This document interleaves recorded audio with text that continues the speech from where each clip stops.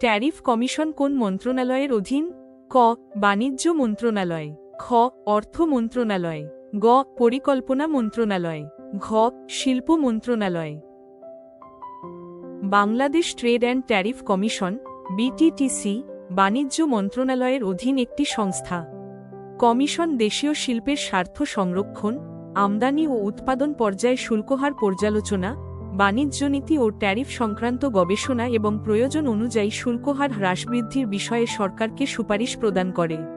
শুল্ক সংক্রান্ত কাজে কমিশন জাতীয় রাজস্ব বোর্ড এনবিআর, বাংলাদেশ ব্যাংকসহ বিভিন্ন সরকারি প্রতিষ্ঠানের সঙ্গে সমন্বয় করে। মনে রাখুন, বিটিটিসি বাণিজ্য মন্ত্রণালয় ট্যারিফ বিশ্লেষণ ও সুপারিশ, সরাসরি শুল্ক আরোপকারী সংস্থা নয়। বাংলাদেশ ট্যারিফ কমিশন আমদানি ও রপ্তানি শুল্ক নির্ধারণে কাজ করে। এটি বাণিজ্য মন্ত্রণালয়ের অধীনে পরিচালিত হয়। তাই সঠিক উত্তর হল ক. বাণিজ্য মন্ত্রণালয়। ট্রাই বাংলাদেশের বাণিজ্যিক নীতি প্রণয়নের দায়িত্বে থাকা মন্ত্রণালয় কোনটি? ক. অর্থ মন্ত্রণালয়, খ. বাণিজ্য মন্ত্রণালয়, গ. পরিকল্পনা মন্ত্রণালয়, ঘ. শিল্প মন্ত্রণালয়। আনসার খ.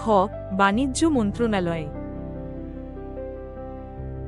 সুতরাং ট্যারিফ কমিশন বাণিজ্য মন্ত্রণালয়ের অধীন।